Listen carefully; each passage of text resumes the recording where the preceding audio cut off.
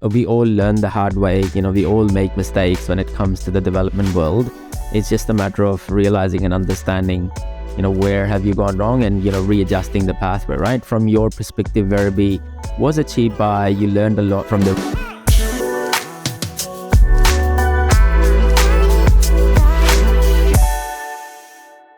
Hello and welcome to another episode of Helpmebuy Property Podcast. The person that I have today with me is a friend, a client, a brother that I've known for almost 1.5 to 2 years now. We have come and we've talked about, how our lives has evolved over, I would say, 10, 20, 30 years since the childhood. Drum rolls very quickly, Mr. Rex Pangan. Rex, how are you today?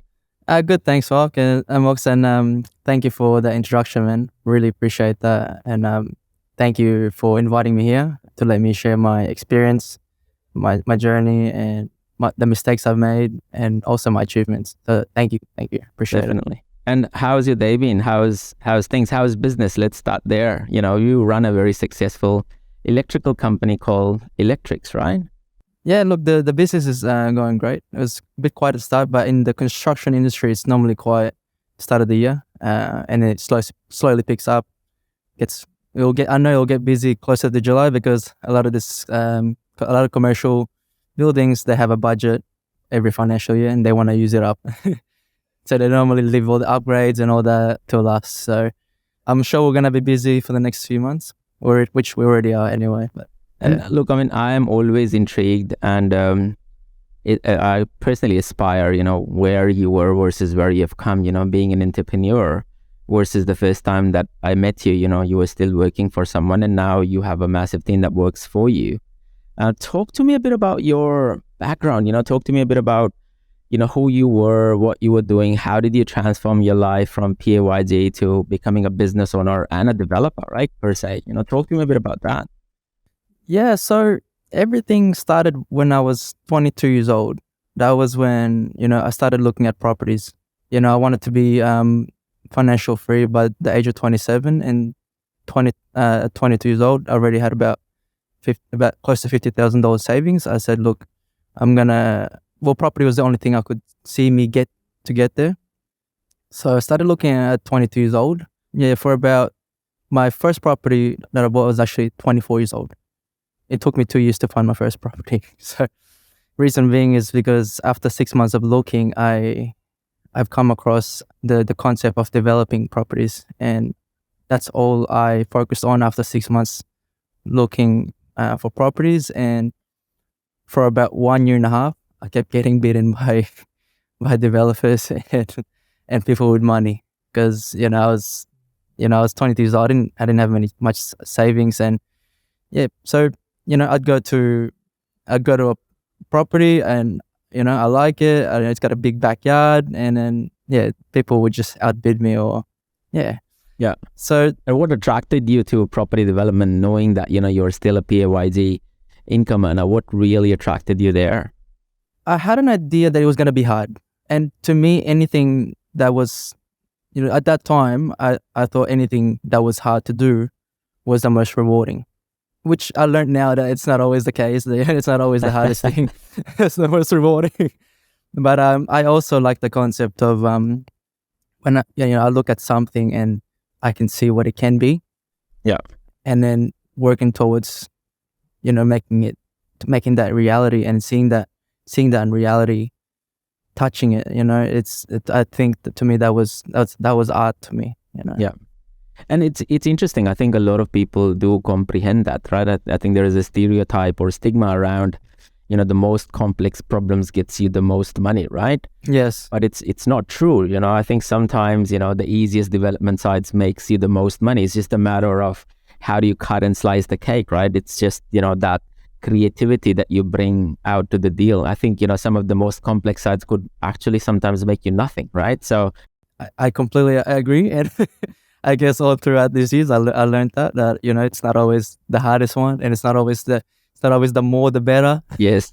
It's all about the complex strategies or the creative strategies that you bring in into a lot of these development side of things. Yeah, and look, and how did you transform? Talk to me a bit about the earlier struggle. Before you met us, your investment journey, your transition from PAYG to an entrepreneur and running a business, be it the business of property or even your own business. How did that transition happen? So yeah, what happened is it was actually the properties that made me get into the business of electrical. So what actually happened is, so I bought my first property at 24, and then that property took me 2 years to renovate, because I bought a property that was that's had squatters living in there. So it took, it was really run down. Took me 2 years to renovate that. Yeah.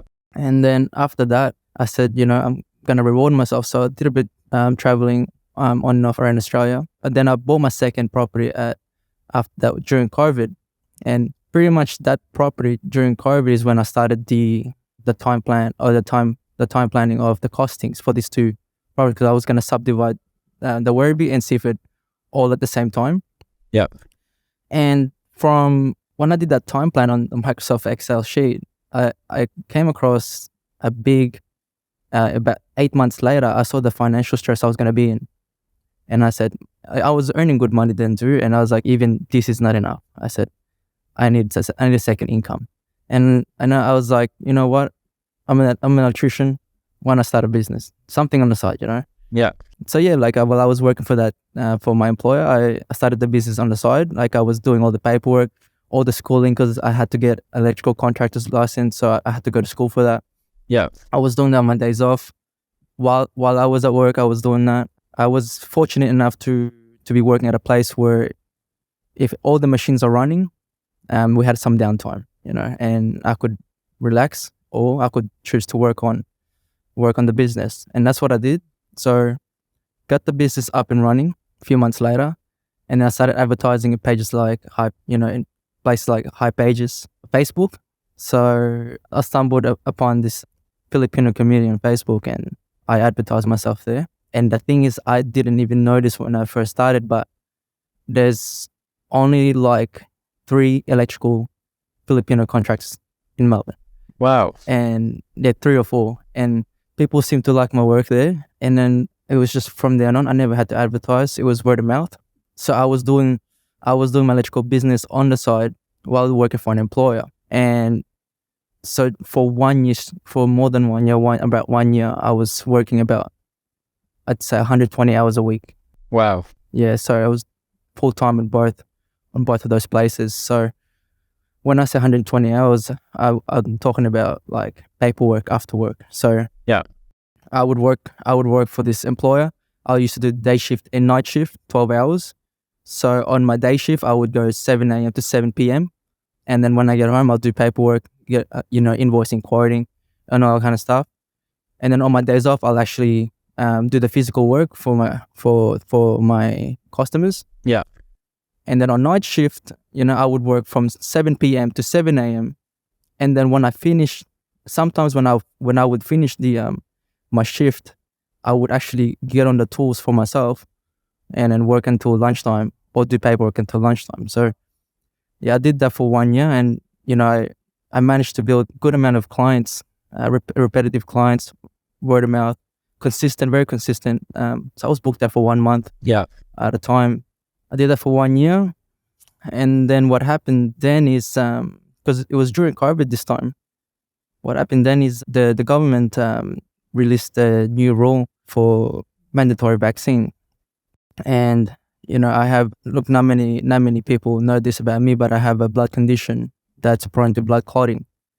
And I told my employer my condition, and I said, look, I have this health issue, and from what I've seen in some results of people who's taken the vaccine, there was results of blood clotting on some of them, and they pretty much told me to go to the doctors, get exemptions, and that's what I did. I went to the doctors. I went to multiple doctors, and there was a common answer that really made me think about what was happening, because so on the media they will say on the news they'll say you're allowed for exemption, but then when I talked to the doctors, I told them, look, this is my condition. Has there been enough research, like, for long-term risk or short-term risk that could affect me if I went to take the vaccine? Like, could it affect me? And they said, look, we don't know the answer, but I can't give you an exemption. So a couple of them said that to me, and They said, we can't give you an extension because I could lose my job. That's what they said. They said, oh, they could suspend my license. Yeah. So from this point on, I had to make a decision because at that time that mandate it meant I was going to lose my job, and I had so much things going on that I planned for. I planned big things. I was a lot of things to lose. Definitely. During that time, and so I made a decision. I said, the way I saw it was, do I take my risk with the vaccine and my blood condition not going well, or do I take my chances with the current virus? And look, I saw the percentage of the people dying from the virus, and it was very small for my age group. Yeah. And at the same time too, I found out that it wasn't really preventing the spread. So I said, well, I'm not really hurting anyone. But on the other hand, there was no percentage to even look at for people who had my blood disorder and was taking the vaccine. So I made the decision to get fired. So I got fired. But before I got fired, I made sure I'd get one more property. Yes. And this is when this is when we spoke, Moxin, and Definitely. We were talking already before that. Yeah. But during all that, we were actually already talking. We already found you guys already found a property for me. It was so quick, actually. Yeah. Let's talk about something. I just want to take a very quick pause here. What's important is two key things that I'm listening here, right? Yeah. Why, we've talked about this side hustle and why is it so important? The single income dependency that a lot of people have in their life is crazy, right? Because anything can happen during life. And how do you turn this around, and how do you use that adversity as your competitive advantage and move further out and further up in the life? I think that, that's an amazing story, and it always inspires me. And every time I see people turning to entrepreneurship, I always feel that there is always a trigger. There is something in the background that has happened that has made them go into this direction. And the silver lining to this is that, they should have done this, 6 years ago, 5 years ago, because they are so good at it, right? And so it always amazes me how much people don't give themselves the true credit to what, they can truly achieve when they can really burn the boats and move in the direction that they truly enjoy and truly love. This is where the choice and the freedom truly comes in. Talk a bit about, you've talked a bit about your Seaford project and your Verbi project, and talk to us about a bit of the experience in there. We'll talk about the property acquisition as well. We'll talk about the stuff that we did together, or we're doing together. But you've used some help in acquiring that Seaford property as well. What was the experience there? Where was the stumbling blocks? What was the learnings from there? Yeah. So the issues I encountered with those two projects, like I'll talk about Werribee first.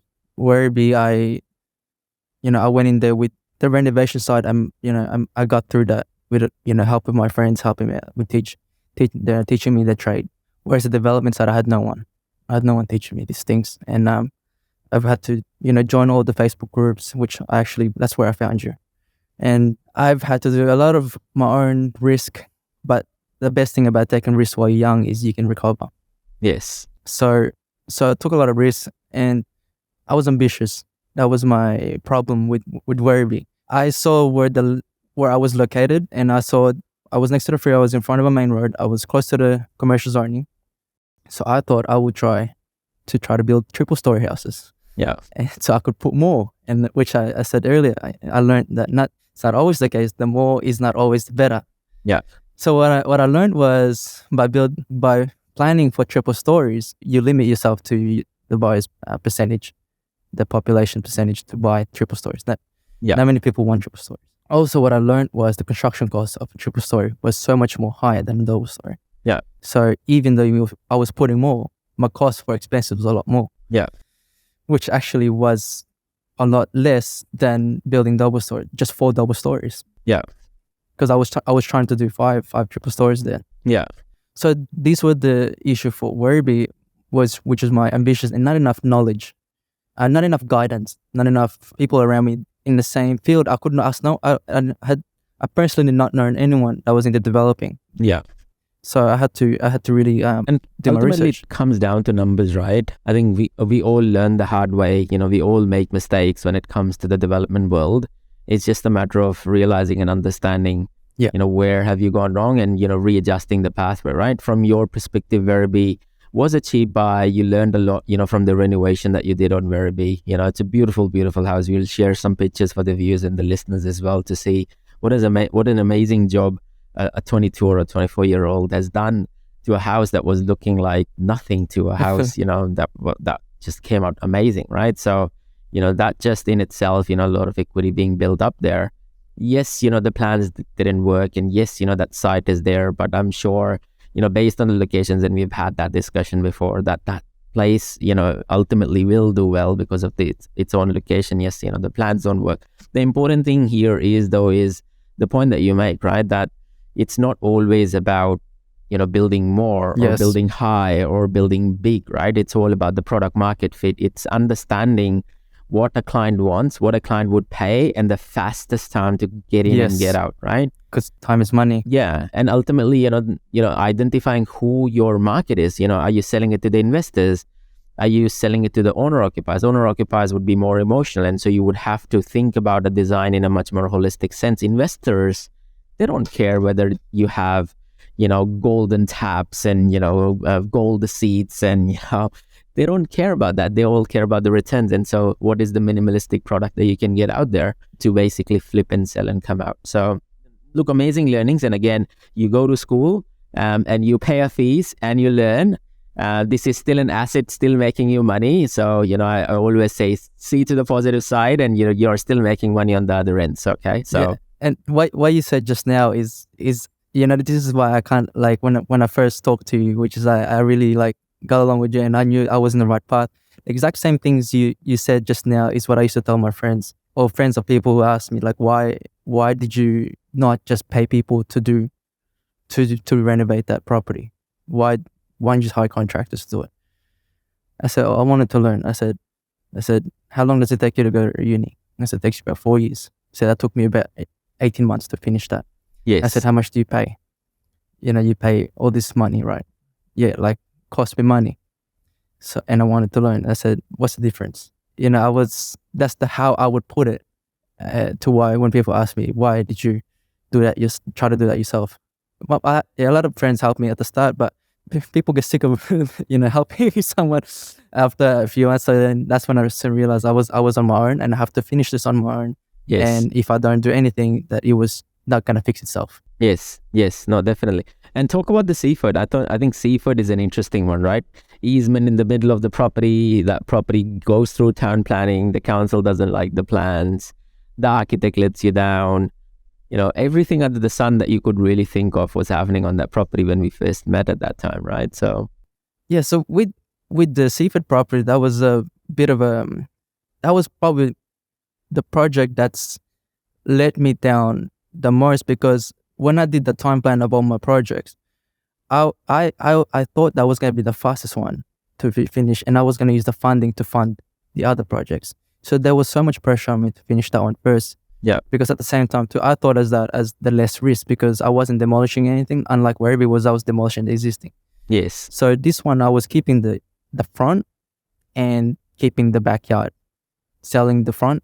Selling the front, keeping the backyard. That was my plan. I thought that was gonna be easy to do, but the issue had there was, again, lack of knowledge and a bit of bad luck. Because what happened is we submitted the first town planning drawings, and what happened was the council, the person I was dealing with, the council during that time, they got it through all the way to advertising stage. It got past the advertising stage. I had one complaint, but we fixed that. It was just a fence issue. That was easy. And then what happened is we got through that, and we were waiting for an approval for town planning. 2 months later, they said, yeah, we're going to give it to you soon. We're just finalizing a few things. The third month, after the advertisement got removed, my architect called me and said, look, we've got 2 choices here. Said, and he sounded sad. And because he's a good friend of mine too, so he was, he felt let down. He felt like he let me down in a sense. And, at the end of the day, the architects, and it's the developers' responsibility to do due diligence as well. Yeah. So what happened was, he said to me, we have 2 choices. We either take the certificate or we start all over again. what happened was in the council, the person that was looking after my file in council has quit. They quit their job, and another person took over. That person that took over saw my drawings, and he found more than 10 things wrong with it. He found a lot of things that weren't going to pass. So he pretty much gave us that ultimatum. Yep. And what he then said was pretty much the same thing as what my architect said. And I chose to start all over again because I've never done VCAD, and I always got told that it takes a long time. Yes. And that by the time you actually, if you just started a new plan, which kind of cost you a bit more extra, that you could, like your court case could still be going. Yeah. So I chose to do that, and but then what happened is a few months later, the person who took over my case also quit. Yes. So then I remember that. So we were talking about all these things, how to fix it, and then we actually submitted it, and then he quit. And then what happened then is the third person that took over, he was a bit higher up in the department, which is because I asked directly.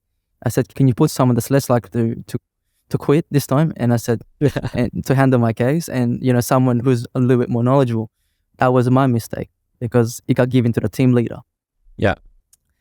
Team leader had to handle his team, and he had to handle my case and a few big other cases. Now I was, just a kid with, not much. Let's just say I didn't really stand out to him that much. So he put my case as priority. So we were back and forth with him for 9 months. Yeah. After that, we submitted the new plans, and it was only about last month that my property got into advertising again. Yeah. Finally, some good news. Yeah. So 2 weeks ago, it got removed from advertising, and now we're just waiting on the council. So, but before that, we had issues with the design. Yeah. Before we even submitted that last design, and it was thanks to your architect. He gave my architect a different perspective on how to do it. Yeah. And it's a beautiful property. Like I've seen Seaford. It's a beautiful property. My personal feeling was that, of course, you were inexperienced going into this, but the person who was helping you at the start, he was an experienced person, and he should have given you a bit of guidance in relation to, doing splitters. Splitters are truly, very quick in and out project where you can save the house at the front and build 1 or 2 at the back. So it's beautiful designs. It's just, as you said, it's a bit of bad luck. And it's a bit of inexperience, but again, hey, it's a learning, right? Yes. And so, fingers crossed, you would make some decent coin, coming out of that project and that property.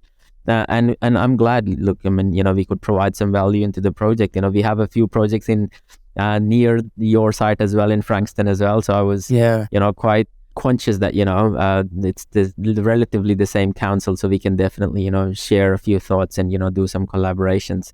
Talk to us about, the overall experience, you being with us, how has helped you, create the business, how has that helped you in Adelaide? You've never invested in interstate before, how has that helped you, direct and channel more your thinking in relation to long term?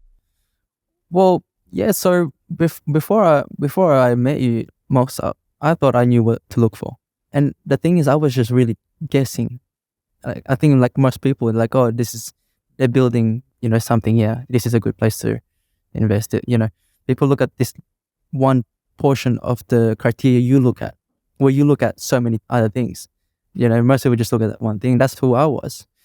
I was looking to Geelong because everyone said Geelong's going to be the next big city, but the duration it takes to make Geelong the next big city was going to be what, 10 years? Yeah. A long time. So, you'll be sitting there waiting, but when it does happen, the smart investor would have made millions in that 10 years time frame. 100%. When you gave me the choices of Adelaide interstate, I never thought to go that far because, well, first of all, I had no contacts. I don't know anything about interstate. Well, you did. What made you reach out to us, Rex? Talk a bit about that. I remember talking to you for so long. You're almost like a younger brother to me. But, what made you reach out? What was that one thing I'd be like, oh, I want to talk to this idiot? Well, believe it or not, I don't know if I told you this, but I've been stalking you for like years before I saw you. Oh, really? We were first shit, man. I saw you a lot on the developers page on Facebook. Yeah. Because that's where I was getting a lot of answers from. Yeah. I would post things to developers to answer me, and I think you've answered a couple of my questions once. But what made you stand out from everyone was you were giving answers. Most agents or buyers agents or most developers wouldn't give this kind of answers. So you were giving answers for free. And, I only like dealing with people who I know have a good heart. And I saw that in you and I said, like, this guy's a good guy. That's when I approached you.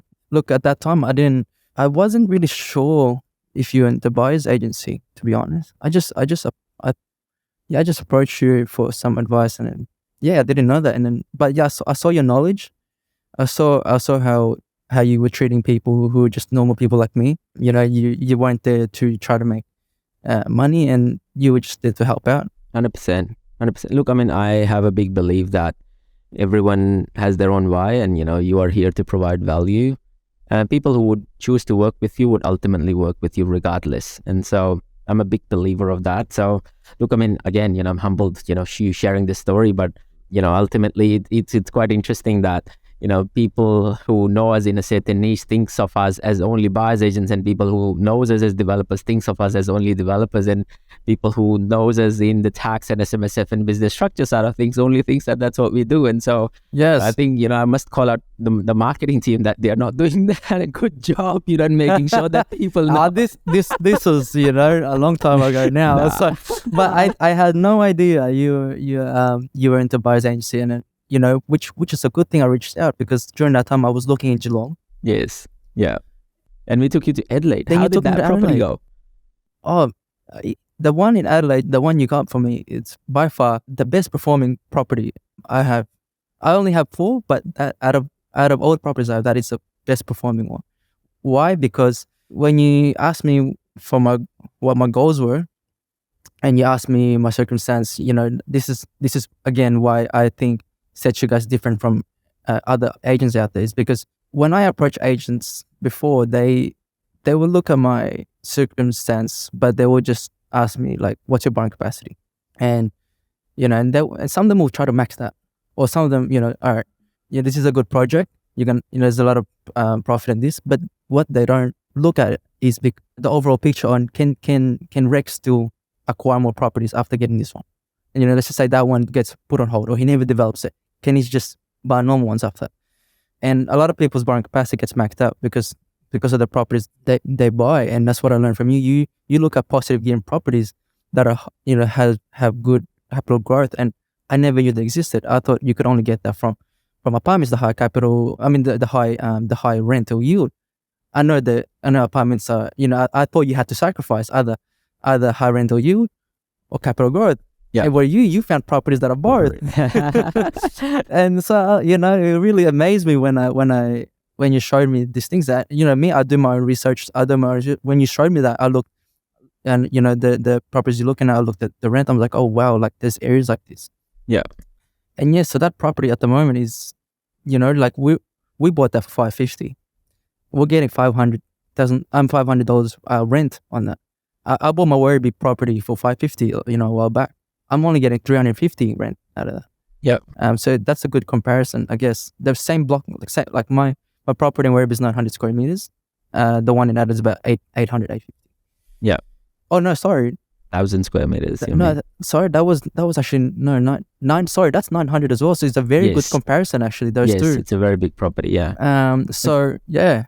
And you took it one step further, right? We ended up buying the next block, and that was an amazing story. I still remember, you reaching out to me and say, hey, my neighbor is selling, should I buy? And, talk to us a bit about that. I think, that basically transformed the property from a 3-unit site to a 6-unit site now, and you're, basically doing a land sub typically there, right? Yeah. So, like it was crazy so I bought that property and I thought I maxed out. Well, I didn't max out my borrowing capacity at that time from the Adelaide one, the first one we bought.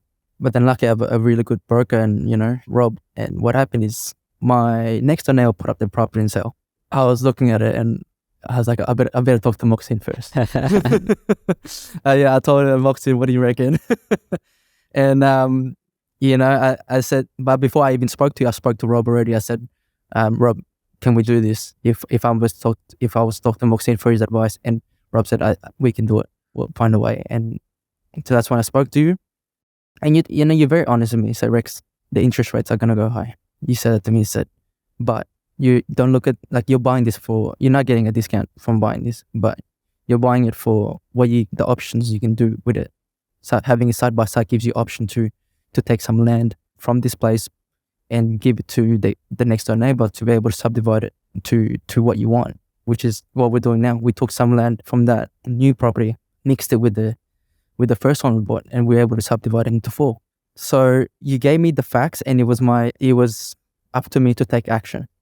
Yeah. And so, these are the kind of things I never had. I didn't have anyone to ask guidance for.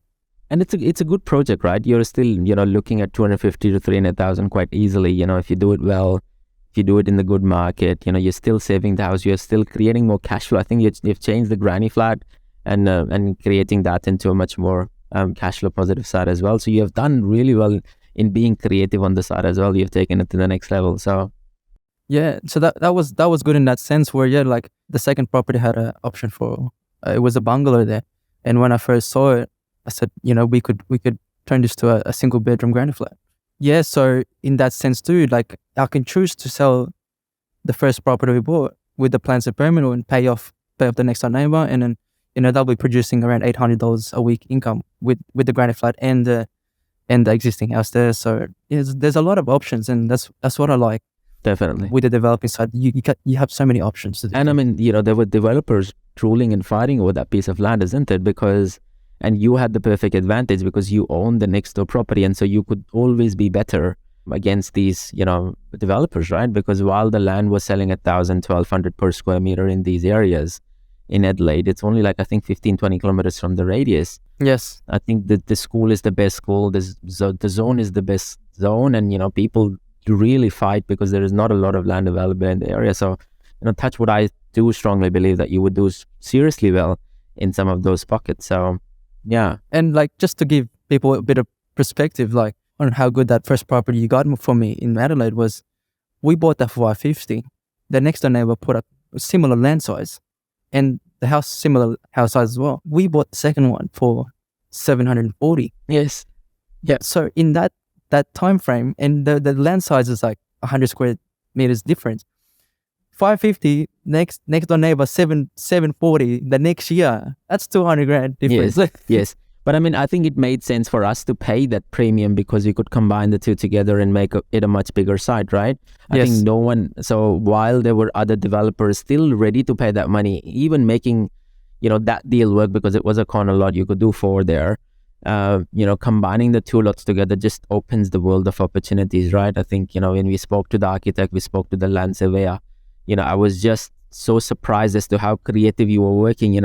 I remember giving you a plan and you'd be like, nah, let's do it that way. And I was like, wow, this is just epic. This is awesome. This is very good. Yeah, well, it's crazy. Like, it's sometimes like in high school, maths was, I wasn't very good at maths, but when it comes to like the shaped subjects, square meters, and I always had that interest in those things.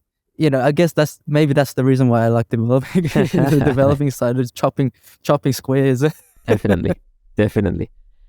Last but not the least question, what does the long-term plans look like? I can talk about our long-term plans, but you need to tell me what your long-term plans look like. Look, my plan at the moment is to focus on finishing these projects I have, moving in, because all at the moment, they're all under my name. And I want to move them to trust, the leftover properties that I'm going to keep. And then I want to get into different types of development, because so far, all those 4 properties, they all got different types of developing. So one's demolition, one's keeping the backyard, and the other one's side by side, the other one's a granny flat. So I want to learn as many types of development as I can long term. So I guess the next one will be doing rooming houses with you and just, learning that concept. I want to do small tower apartments, slowly lead to high rises. I'd love to join a team that does high rises. 100%. But also, my ultimate goal is to bring the knowledge, the wealth, and the experience I have back to Philippines. And I'd like to do resorts. I know we're high in tourism, and I want to use my developing knowledge to develop my country. Amazing. So that's amazing. I would like, my ultimate dream is to develop it into a first world country one day. That's amazing. And look, I mean, knowing your why is very, very important, but is the key, right? I think that provides the fuel to your ambitions, that provides the fuel to, you making right choices and the freedom of choice, in the future. Now, parting words, last words, what is the advice that you're going to give to 22, 23-year-old? You are what, 27 right now? Nah, I'm 31 now. 39. You Okay. met me when I was 28, I think. 28, Turning 29. yes. Yeah. So 31, still very young, right? Like you're still what, almost 6-7 years younger than me. So the world is there, there's heaps of stuff, that you have done, you've already achieved. And so if you roll yourself back and you look at, 25, 24-year-olds or 26-year-old, what is the one key advice that you would give to them and say, look, do this, and I think you would be okay? What would you say? I would tell this, and I always do anyway. I always tell people, learn how to save, because your habits when you're young, in your early 20s, or even when you're younger and early 20s, will carry you through later on in life. So learn how to save, because that creates discipline. When you're disciplined in that, you will do well. I would also tell them to focus on doing good things. I'd say that good things lead you to good people. It will lead you to the right people to help you on. There's a lot of people that with a lot of money, bad intentions. You don't want to be in that group. Who you are, who you become, will be the people you'll be around with. So do good things, learn how to save. When you're saving, you're focused on surviving. But I guess there's only a certain point when you come across a hurdle, the first thing to do is, let's say a financial hurdle, the first thing to do is to save. That's part of it. But what people don't forget is you need to be the offense too, where you need to start thinking, how else can I make more money? Not just saving money, but also making money. Because when you start thinking like that, it changes who you are. You don't just look at yourself always in defensive, saving. So focus on investing and focus on earning more, because when you earn more, you're actually changing who you are, in a sense. There's no doctor, there's no anyone that is successful that came from accident. So you're changing who you are by changing your goals and the way you're thinking. Beautiful words, Rex. I think I strongly agree to all that you're saying. I think it's important that a lot of people, I find a commonality that, those first 3 to 5 years are the crucial, and the harder you work, the more hassle you do, the more you save, and the more the right decisions you make, it does wonders for you for the next 30, 40, 50 years, and brings you closer to your retirement goals, right? Yes. I think I see people who are, living their life to the fullest, and that's the choice that they make, in the first 20, 30 years. And then I feel that, they usually follow a very poor retirement. And so it's a very commonality. And so these are definitely golden words. I always say this to my own self as well, that, I think one of the good things that I did when I was 20, between 18 to 25, was I did 3 jobs. I saved like crazy. I didn't buy a Subaru Impreza or WRX that I wanted to buy. Yes. I bought my first home at 21, and I think that is what has helped me where I am today. And so, it's some beautiful words. Thank you very much. And that's all right. And I think going back to that, it's, if you don't know how to save and you end up becoming a higher earner in the future, then you just be spending it. Definitely. That's why I'm saying discipline is actually saving. I put that first because that's the foundation of it all. Very important. You can be a very successful person, but if you don't know how to save, it will go nowhere. Definitely. And the important thing here is this, right? If you can't save on a lower salary, do you think that you're going to really save on a big salary? Yes. I was an apprentice making $13, but I was $9 to $13 per hour. And I managed to save 50K by the age of 22. So, and look, I'm a believer in God, and there's saying that if you can't handle something so small, God won't give you something bigger. Definitely. 100%. Look, anyone listening and viewing, Rex does run an electrical company, and, he's an amazing electrician. He services all of Melbourne. So if you want to reach out to him, Rex, just a very quick shout out as to, what is the company, email address and the name, or the website that you want to call out for the show today. Yeah, so that's my company logo, Electrix Pty Ltd. You'll find our website is electrix.net.au, and my you can contact directly 0434 050 319 or at rex@electrix.net.au. Amazing. Thank you very much. Thank you for listening to us today. This was Rex, a friend, a brother, a client. If you have any questions, comments, or anything in relation to, what he's doing or what we are working on together, please feel free to reach out to us. If you have any stories to share together, with, how the mindset change has worked for you, please do join into the comments as well. Keep smiling, stay safe, keep investing. This is Moss and Rex checking out. Adios. Thanks, Mox. Thank you. Thank you.